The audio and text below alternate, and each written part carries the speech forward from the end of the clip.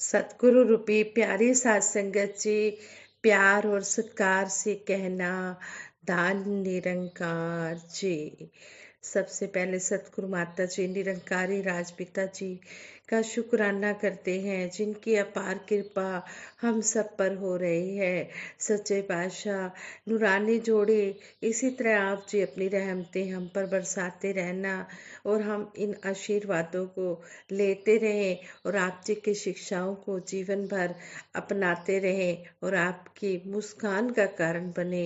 आप जी जो भी समझा रहे हैं, हम उस बात को अमल रूप में लाते हुए अपना जीवन सफल बनाएं।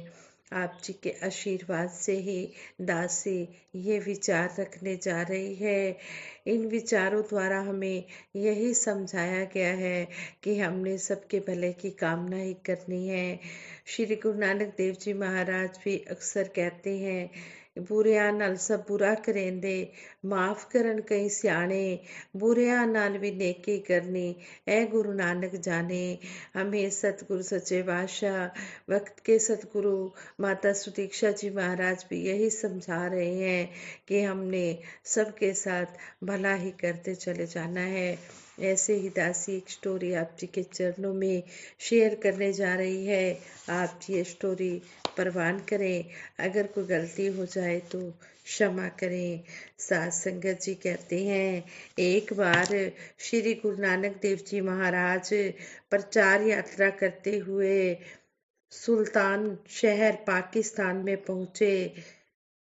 वहां पर मुल्तान शहर पाकिस्तान में पहुंचे।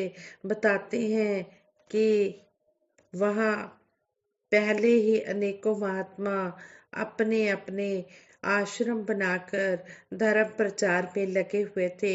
उन महात्माओं के गुरु ने अपने शिष्य के हाथों दूध से भरा हुआ एक कटोरा श्री गुरु नानक देव जी महाराज के पास भेजा।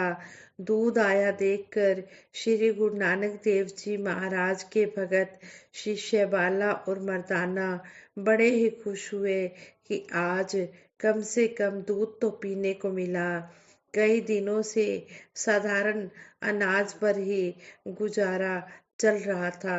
उधर श्री गुरु नानक देव जी महाराज ने अपने पास पड़े हुए एक फूल को उठाया और उठाकर दूध पर धीरे से टिका दिया। फिर दूध लाने वाले को कहा, यह दूध वापस ले जाइए और ले जाकर अपने गुरु को भेंट कर दीजिए। वह शिष्य दिल ही दिल बड़ा ही दिल में बड़ा ही सटपटाया। उसे लगा कि श्री गुरु नानक देव जी महाराज ने हमारे गुरु की भेंट को अस्वीकार करके हमारे गुरु का अपमान किया है। बाला और मर्दाना भी बहुत निराश हुए। उन्होंने सोचा था कि आज दूध पीने को मिलेगा, मगर यहाँ तो गुरु जी ने दूध वापस कर दिया था। खैर, जब वह शिष्य दूध का कटोरा लेकर वापस पहुंचा तो उसके गुरु के पास अनेकों शिष्य बैठे हुए थे।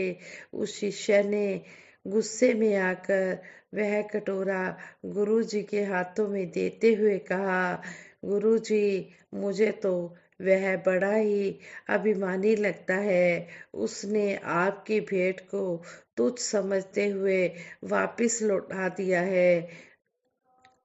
अन्य शिष्य भी यह बात सुनकर गुस्से में आ गए, परंतु उस गुरु ने सबको शांत करते हुए कहा, आप समझे नहीं, इसलिए परेशान हो रहे हैं। बात यह है कि मैंने श्री गुरु नानक देव जी महाराज से एक क्वेश्चन पूछ भेजा था, उन्होंने उसका उत्तर दे भेजा है।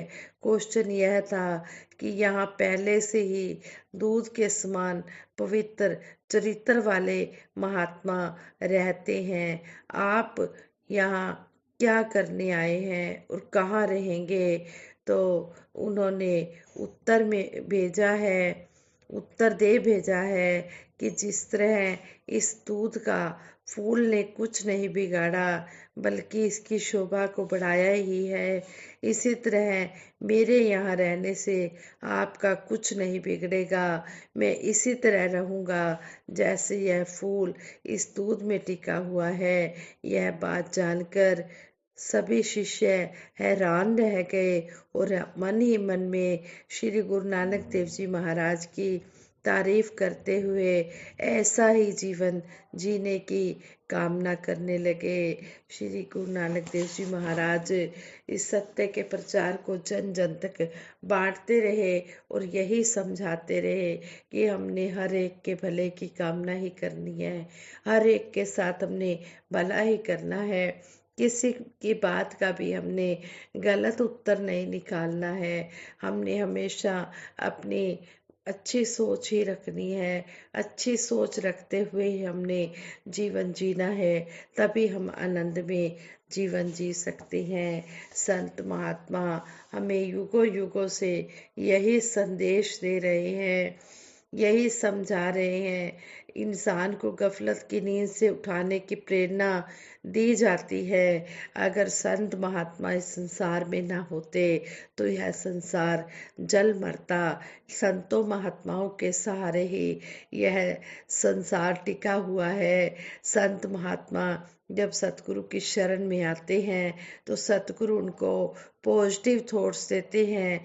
तो संत महात्मा जो अपने मन में पॉजिटिव थॉट्स धारण कर लेते हैं वह अपना जीवन तो सफल करते ही हैं, फिर औरों को भी उसी पॉजिटिव थॉट्स की दृष्टि से देखते हैं तो दूसरों का जीवन भी सफल बना देते हैं।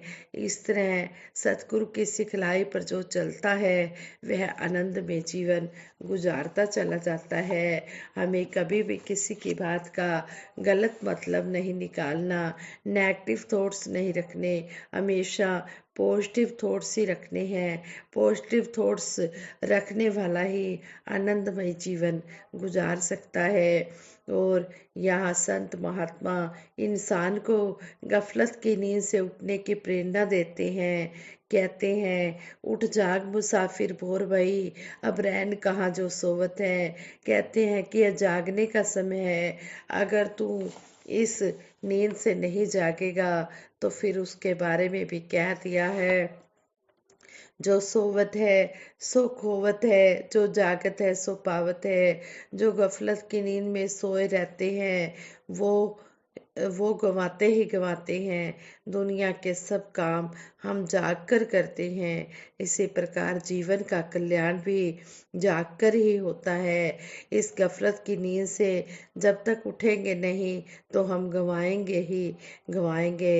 ऐसा नहीं कि थोड़ा बहुत गंवा दिया सब कुछ ही गंवा देंगे, क्योंकि जिसके कारण कल्याण है वो ही जब हमारे जीवन में नहीं आया तो फिर तो नुकसान ही नुकसान है।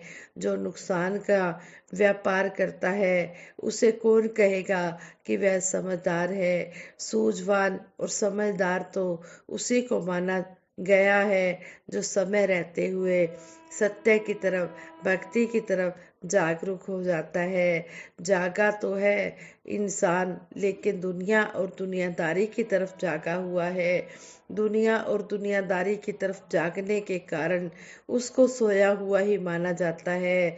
जागना तो है तो सत्य की तरफ जागना है, सच्चाई की तरफ जागना है। महापुरुष संतजन यही पैगाम देते चले जा रहे हैं।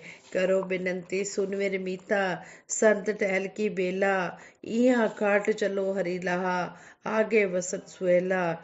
संत महात्मा विनती कर रहे हैं कि हे मेरे मित्रों, तुम अपने कदम बढ़ा लो, क्योंकि यह संत महात्माओं की सेवा करने का अवसर है। यहाँ आकर ऐसा लाभ प्राप्त कर लो कि आगे बसे सुहेला, कि परलोक भी सुहेला हो जाए। इसका मतलब कि परलोक संवारने के लिए भी लोक में ही साधन अपनाने होंगे।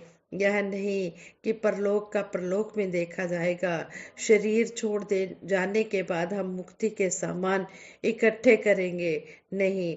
जैसे पंजाबी में भी सूफी संत बुल्ले शाह जी कहते हैं ਉੱਥੇ ਹੱਥ ਨਾ लगदा कुछ भी, ऐथों ही ले जाएगा, कि वहाँ कुछ भी हाथ लगने वाला नहीं है। यहाँ से ही यह राम रतन धन लेकर जाना होगा। राम रतन धन जिसका मीराबाई भी जिक्र कर रही है, कबीर जी भी जिक्र कर रहे हैं, जिस उजाले का सवेरे का जिक्र कर रहे हैं, सच्चे धन का जिक्र कर रहे हैं, तो वो यही तो है जिसको ईश्वर, अकाल पुरख, नारायण, पता नहीं कितने कितने नामों से बुलाया जा रहा है। आज भी इसको निरंकार के नाम से यहाँ भगत जन संबोधित कर रहे हैं, बार बार कह रहे हैं कि धन निरंकार, कि हे निरंकार तू ही धन्य है। दुनिया और दुनियादारी अपनी जगह पर, धन दौलतें अपनी जगह पर, लेकिन धन्यता तो निरंकार को ही प्राप्त है। भगत महापुरुष संत जन यही एक मैसेज देते चले जा रहे हैं कि हम इस अंधकार को मिटाएं। कहते हैं कि वस्तु अगोचर अदृश्य जिसको हम कह देते हैं, कहते हैं कि एक ऐसा दीपक जो घट घट में समाया हुआ है, यह जगमगा उठा है। ज्ञान की लो जग गई है और अंधकार मिट गया है। अंधकार भी सदियों का, युगों का, सदियों का, युगों का अंधकार मिटाने के लिए सदियां और युग नहीं लगते। अक्सर कहीं कह देते हैं, कहीं कह देते हैं कि यह क्या बड़ी बात है, यह क्या बड़ी आसानी से आप कह देते हैं। जो भी उठता है वह कह देता है कि मैंने यह प्रभु जाना है, इसके दर्शन किए हैं, उसी प्रकार से दर्शन किए हैं जैसे अर्जुन ने किए। अर्जुन ने भी तो निराकार के दर्शन किए। साकार श्री कृष्ण जी की आकृति के तो वह पहले ही कर रहे थे दर्शन। 32 वर्षों का संबंध था अर्जुन का भगवान श्री कृष्ण जी के साथ। निरंकार के दर्शन किए। आज जब यही यहाँ कहा जाता है कि निरंकार के दर्शन तो कहने वाले कह देते हैं कि जो आकार है ही नहीं, निराकार है, उसके दर्शन कैसे हुए। इसका मतलब तो यही हुआ कि हम अर्जुन की उस बात को भी झूठा साबित कर रहे हैं जो वह कह रहा है कि मैंने दर्शन किए हैं। निरंकार के ही तो किए उसने दर्शन। कबीर जी ने किसके दर्शन किए? रामानंद जी से। गुरु रामानंद जी से कबीर जी ने किसके दर्शन किए? जो दृष्टि मिली, जो निगाह मिली, वो आकार की या साकार की नहीं। उन्होंने इस निरंकार के ही दर्शन किए और फिर उन्होंने कहा, अल्लो अलख न जाए लखया, गुरु गुड़ दीना मीठा, कहे कबीर बिन शंका नाशी, सर्व निरंजन डीठा। यह ज्ञान की ऐसी निगाह होती है जिसके कारण यह परम सत्ता जो आकार रहित है, ज्ञान की नजर से ही देखी जाती है। इसी प्रकार महापुरुषों का हमेशा से यही हर इंसान को मैसेज मिला है कि इंसान अपने जीवन में यह उजाला कर लो। इस प्रकार सभी भ्रम भ्रांतियों से, सभी भ्रम भुलेखों से आप मुक्ति पालो, क्योंकि भ्रम अगर है तो फिर सच्चाई नहीं है। सच्चाई वही है, सच्चाई वही है जो हमें, जहाँ पर भ्रम मिट जाते हैं। अगर भ्रम है तो सच्चाई मन में बैठ ही नहीं सकती। फिर तो रस्सी को ही सांप माना जा रहा है, सच्चाई तो नहीं है। जितनी देर भ्रम भुलेखे हैं उतनी देर सच्चाई नहीं है। इसलिए यह आत्मा अगर भ्रम में रही, यह मन अगर भ्रम में रहा, तो फिर सच्चाई जीवन में आई ही नहीं। फिर सच्चाई को मन में स्थिर ही नहीं किया। यहाँ महापुरुष संत जन यही प्रेरणा दे रहे हैं कि हम इस सच्चाई में स्थित हो जाएं। अंधकार हमें कितना भ्रमों में डालता है। अंधकार में अगर झाड़ियां भी हिल रही हैं हवा से, तो लगेगा कि शायद 10-12 आदमी बैठे हैं जो हिल रहे हैं, होती तो झाड़ियां हैं जो हिल रही होती हैं। इसी प्रकार भ्रमों में पड़ जाते हैं। कहने का मतलब यही है कि संत जन महापुरुषों ने हमेशा मानव को युगों युगों से यही एक मैसेज दिया है कि हे मानव, तू इस सच्चाई के साथ, इस हरि परमात्मा के साथ जुड़ जा। इसके साथ ही संत तुकाराम जी जुड़े, इसका संबंध इस इसका ही बोध किया कबीर दास जी ने। इसी को ही इसके असली रवि रूप में जाना रविदास जी से। इसी प्रकार मीराबाई ने भी गुरु रविदास जी की शरण में आकर इस निरंकार के दर्शन किए। इसी प्रकार ही वे औरों को भी यही इन्विटेशन देते रहे।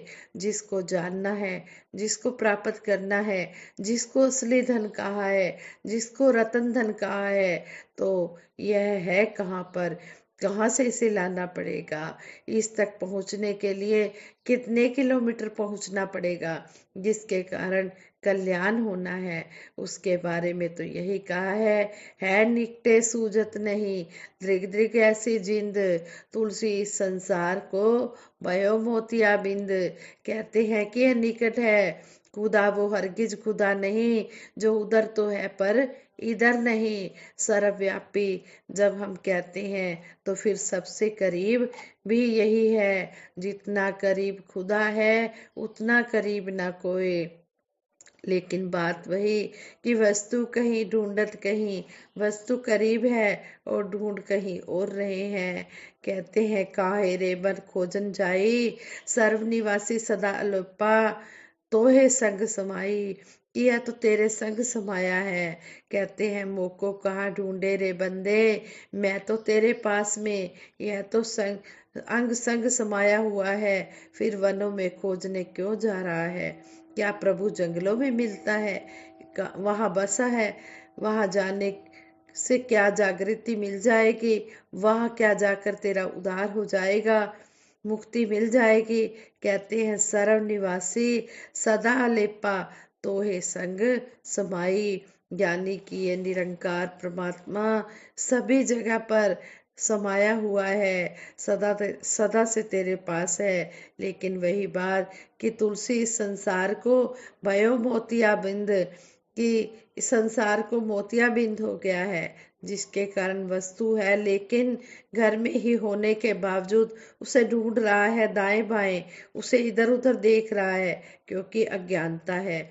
जितनी देर मन में अज्ञानता रहती है उतनी देर ये आत्मा भी अज्ञानता में ही पड़ी रहती है। इसलिए ना आत्मा का आवागमन का बंधन खत्म होता है और ना ही मन के अंधकार मिटते हैं। इसलिए संत महापुरुष यही पैगाम देते जा रहे हैं कि है इंसानों, मुबारक है तुम्हारा पढ़ना पढ़ाना, आस्था रखनी मुबारक है। संतों महात्माओं गुरु पीर पैगंबरों की वाणी बहुत कीमती है, लेकिन बात वही कि इसके ऊपर विचार भी तो हो, इसको सोचे भी तो सही। यह नहीं कि केवल पुण्य की बात मान ली कि पठन पाठन कर लो तो पुण्य हो जाएगा। नहीं, वहाँ कुछ संदेश है, उस संदेश की तरफ ध्यान देना है। किसको कहा जा रहा है, हमें हमें कुछ करने के लिए संबोधित किया जा रहा है। यही समझाया जा रहा है कि आ जाओ, इस आत्मा को कल्याण कर लो, इस जीवन के सफर को मानवता से युक्त होकर तय कर लो। इन भरम भुलेखों से ऊपर उठकर इस परम पिता परमात्मा को पाकर अपने जीवन का उद्धार कर लो। जिन्होंने इस बात को माना है मुबारक है उनको, और जिन्होंने अभी तक इस बात को नहीं माना है उनके भी चरणों में दासी हाथ जोड़कर विनती करती है कि हमारे वक्त के सतगुरु माता सुदीक्षा जी महाराज इस संसार में सभी के लिए आए हुए हैं, साकार रूप में आए हुए हैं, और ये ब्रह्म ज्ञान घर घर में बांट रहे हैं। इसलिए कोई भी इस ब्रह्म ज्ञान से वंचित ना रहे। ये ब्रह्म ज्ञान रूपी उजाला अपने जीवन में प्रवेश करके अपने जीवन को सुखी बनाए, अपने जीवन का उद्धार करे। साथ संगत जी, प्रेम से कहना धन निरंकार।